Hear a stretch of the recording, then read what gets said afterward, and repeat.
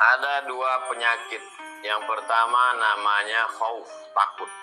Yang kedua namanya huzn, sedih. Apa beda takut dengan sedih? Sedih itu pas, masa lalu. Sedangkan takut itu future, masa depan. Takut nggak makan, takut anak nggak kerja, takut. Sedih mengenang masa lalu. Sedih. Maka orang-orang yang masuk surga itu diselamatkan Allah dari dua. Ala inna awliya Allah. Orang-orang yang dicintai Allah. Orang-orang yang mendekatkan diri kepada Allah. La khaufun alaihim wa la hum yahzanun. Dicabut Allah rasa takutnya, dicabut Allah rasa sedihnya. Terhadap masa lalu dia tidak bersedih karena dia sudah balikkan kepada Allah. Terhadap masa depan dia tidak takut karena dia juga sudah meyakini ada jaminan dari Allah. Tapi kan mengalaminya tidak seenak ngomongnya. Ceramahnya kan sekedar menggerakkan lidah. Oke, kita lihat bagaimana sahabat Nabi itu. Apakah Abu Bakar Siddiq yang 13 tahun bersama dengan Nabi itu tidak ada rasa takutnya sama sekali? Kita lihat bagaimana ketika mereka berdua berada di Jabal Sur pada malam Jumat. Hari Kamis, malam Jumat mereka masuk ke gunung. Di atas Jabal Sur, di gua itu mereka berdua, datang orang kafir Quraisy mengejar. 3 malam mereka di dalam. Malam Jumat, malam Sabtu, malam Ahad, malam Senin pergi ke Madinah. Seandainya orang kafir Quraisy itu melihat ke bawah, karena pintu gua itu di bawah, mereka di atas. Seandainya mereka melihat ke bawah, mereka pasti melihat kita ya Rasulullah. Saat itu dia takut. Maka apa kata Nabi? Ma dhannuka bisnaini, kalau kau sangka kita di sini cuman berdua, wallahu salisuhuma, maka ada yang ketiga, Allah. Kalau kau sangka kita di sini cuman aku dan engkau saja, kau salah hai Abu Bakar. Wallahu salisuhuma, Allah yang ketiga. Diabadikan cerita itu dalam Al-Qur'an. Idz yaqulu li sahibihi, ketika dia berkata kepada sahabatnya, la tahzan, jangan takut, jangan cemas, jangan gundah, jangan sedih, jangan galau. Innallaha ma'ana, Allah bersama kita. La tahzan, don't be sad. Ditulis menjadi judul buku oleh Syekh Dr. Aid Al-Qarni, bestseller. La tahzan, innallaha ma'ana, Allah bersama kita. Artinya apa? Bahwa sahabat Nabi pun ada rasa takutnya. Bahwa orang-orang soleh itu pun ada takutnya. Bedanya ketika mereka takut kepada Allah, dia makin dekatkan diri kepada Allah. Allah berjanji, siapa yang minta perlindunganku, aku lindungi dia, aku hilangkan rasa takutnya. Falyabudu, banyak-banyak ibadah. Yang dulu ibadahnya biasa aja, sekarang buat luar biasa. Kalau kau banyak-banyak beribadah, amanah hum min khauf, amanah, aman, min khauf, dari rasa takut. Rasa takut itu di mana? Di hati. Yang punya hati itu siapa? Allah. Qalbul mu'min baina asabi'ir rahman. Hati orang beriman di antara jari jemari, seperti kita meletakkan uang logam di jari kita, sukati kita bolak-balik. Begitulah hati berbolak-balik. Ya muqallibal qulub, engkau yang membolak-balikkan hati. Tiba-tiba takut, tiba-tiba cemas, tiba-tiba ngeri, tiba-tiba galau, stres, depresi. 3 hari yang lalu saya tiba-tiba ada saja di beranda gambar penyanyi barat yang bunuh diri. Sehari sebelum bunuh diri dia ketawa dengan keluarganya. Tidak ada tanda-tanda depresi, tapi sesungguhnya di dalam dirinya hancur berkeping. Permukaan laut nampak datar, tapi siapa yang tahu ombak arus di dalam begitu deras. Orang bisa menutupi dirinya dengan kepura-puraan, bisa menampilkan seolah-olah tertawa bahagia, tapi di hancurnya berkeping, remuk, redam. Maka serahkan kepada Allah Subhanahu wa taala, banyak-banyak beribadah, banyak-banyak ngaji, banyak-banyak baca Quran, banyak-banyak sholawat, lama-lama bersujud. Man tawadha'a lillah, siapa yang merendahkan dirinya kepada Allah, illa rafa'ahu Allah, maka Allah akan mengangkat. Banyak-banyak istighfar. Man lazimal istighfar, siapa yang memperbanyak istighfar, 3 janji. Ja'alallahu lahu min kulli dhiqin makhraja, setiap kesulitannya diberikan kemudahan. Wa min kulli hammin faraja, setiap kesusahannya diberikan solusi. Wa razaqahu min haitsu la yahtasib, diberi rezeki dari jalan yang tidak disangka-sangka. Mengaku salah. Nabi Adam doanya yang paling tua, nggak ada minta macam-macam.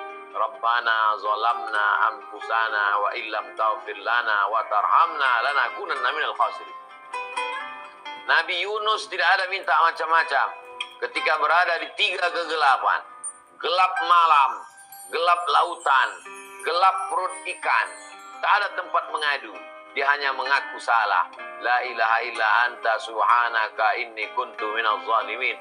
La ilaha illa anta subhanaka inni kuntu minaz zalimin. Selamat. Ngaku salah, ngaku silap, istighfar kepada Allah, hilangkan kesombongan, keegoan diri, ngaji, belajar, gabung dengan komunitas. Kita hanya bisa selamat kalau kita berjamaah.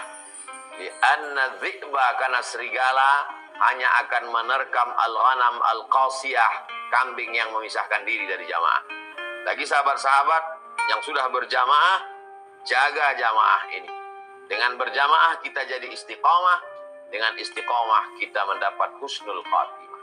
Bersandar pada kayu yang lapuk, berpegang pada tongkat yang rapuh, maka berpeganglah kepada Allah. Sebagaimana Musa berpegang kepada Allah, Allah selamatkan dia di Laut Merah. Ibrahim berpegang pada Allah, diselamatkan dari api unggun Namrus. Nabi Isa diselamatkan Allah dari palang salib karena berpegang kepada Allah. Maka kita pun begitu juga. Faqsusil qasasa la'allahum yatafakkarun. Ceritakan kisah-kisah itu, mudah-mudahan mereka mampu berpikir. Maka berpeganglah kepada Allah. Berpegang kepada materi, materimu akan habis. Berpegang kepada sahabat, dia juga dalam kesulitan. Maka makin banyak sholat malam, makin banyak zikir, makin banyak sholawat, makin banyak istighfar, makin banyak doa, makin banyak ibadah. Allah perintahkan 1, dia balas 2. Falyabudu rabb hadzal bait, banyak-banyak ibadah. Kalau banyak ibadah, Allah bagi 2. At'amahum min ju', kalau perutmu lapar, Allah kenyangkan perut. Wa amanahum min khauf, kalau kau takut, Allah hilangkan takut. Maka dengan memperbanyak sholat duha, memperbanyak sholat tahajud, memperbanyak sholawat, memperbanyak zikir, memperbanyak tahlil, la ilaha illallah, memperbanyak doa. Ada hikmah di balik ini semua, bahwa alam ini diatur Allah. Allahu la ilaha illa huwal hayyu, dia maha hidup. Al-qayyum, dia maha mengatur. Kalau sudah dalam pengaturan Allah, kita tinggal ikut saja. Jangan ikut cakap orang. Wa in tuti aksara man fil ardi yudilluka an sabilillah.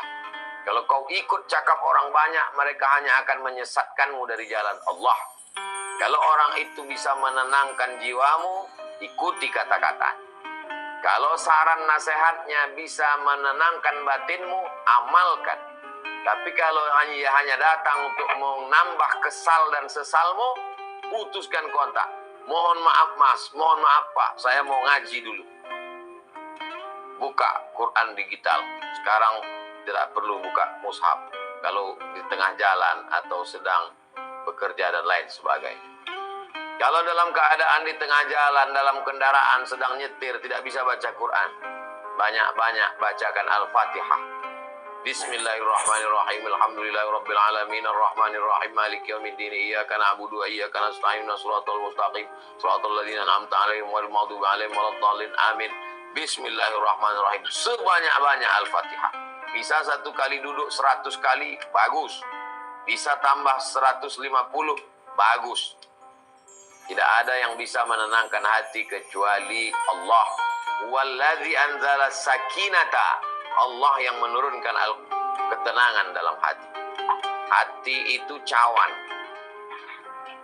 Cawannya lalu kemudian ketenangan itu airnya. Tidak akan mungkin air Zam-Zam mau masuk ke dalam cawan kotor bekas asbak, abu rokok, sampah. Masuk air Zam-Zam ke dalam kotor. Bersihkan dia dengan Al-Quran. Setelah hati itu bersih, baru Allah turunkan ketenangan ke dalam. Wallahu a'lam bishawab. A'udzubillahi minasyaitonir rajim. Wattaqu fitnatan la tusibanna alladziina zalamu minkum khassah.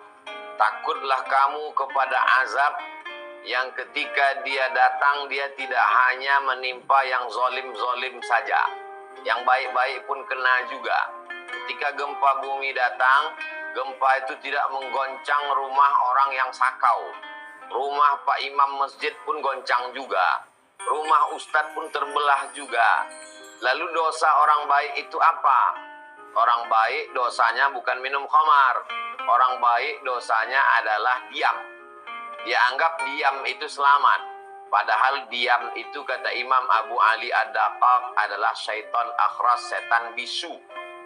La ta'murunna bil ma'ruf, ajak orang buat baik. Wa la tanhauna 'anil munkar, larang orang buat mungkar.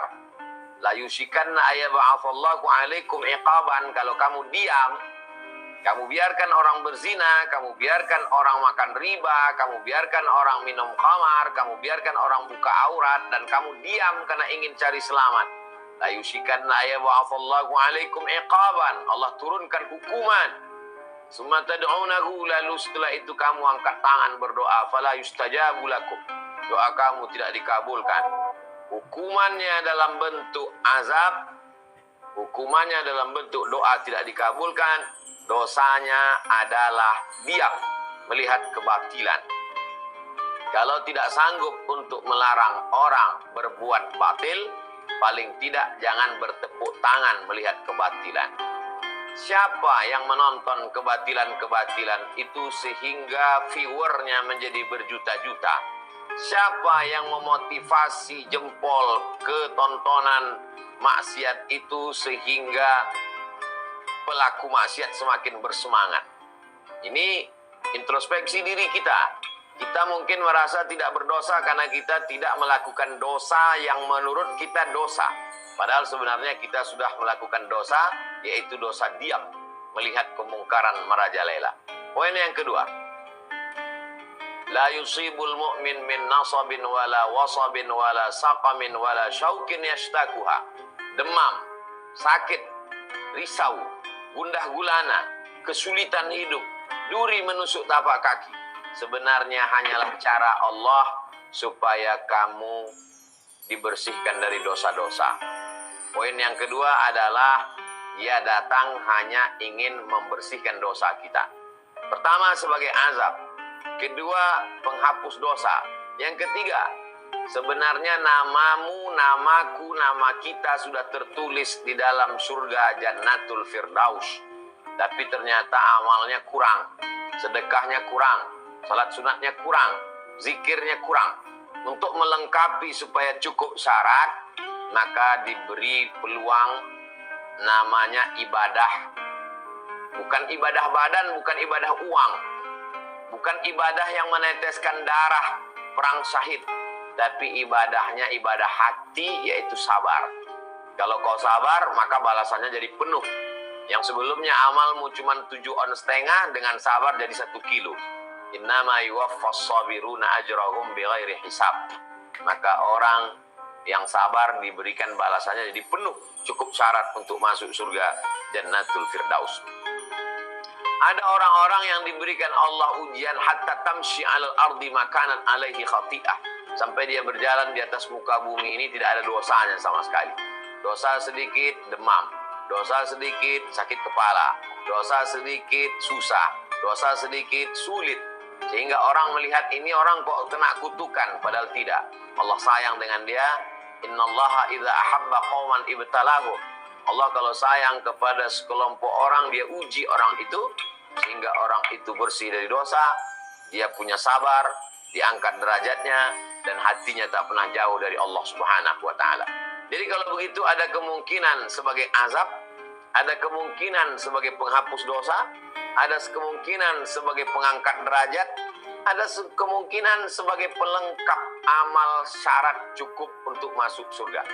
Lalu di antara yang 4 ini, kalau saya demam, misalnya saya demam, apakah demam saya itu sebagai azab, atau demam itu sebagai penghapus dosa, atau demam itu sebagai pengangkat derajat, atau demam itu sebagai pelengkap untuk cukup syarat masuk surga Jannatul Firdaus? Ada 4 kemungkinan. Maka di antara 4 ini mana? Introspeksi diri. Setelah introspeksi diri, husnuzon kepada Allah Subhanahu wa taala. Ana inda husni zanni abdi bi. Aku menurut prasangka hambaku kepadaku. Adapun yang menimpa saudara kita yang ada di Kalimantan, padahal mereka orang-orang yang taat, orang-orang yang memuliakan ulama, orang-orang yang menghormati, dan di sana banyak wali-wali Allah. Yang ada di Sulawesi, orang Sulawesi juga orang-orang yang taat. Kenapa terjadi? Kita husnuzon kepada mereka. Mudah-mudahan Allah mengangkat derajat saudara kita. Jangan karena sibuk membahas apakah itu azab, apakah itu, sampai kita lupa menolong. Padahal kewajiban kita sebagai umat, wallahu fi aunil abdi maka al abdu fi auni akhi. Allah akan tetap menolong seorang hamba selama hambanya itu mau menolong saudaranya. Mereka yang sudah diuji Allah dengan banjir, diuji dengan gunung meletup, diuji dengan macam-macam, sudah jelas sabarnya. Lalu kita, apa sabar yang sudah kita lakukan? Mereka sabar menerima musibah. Kita ujiannya juga, apakah sabar mengirimkan beberapa penghasilan di tengah kesulitan? Sabarkah mentransfer?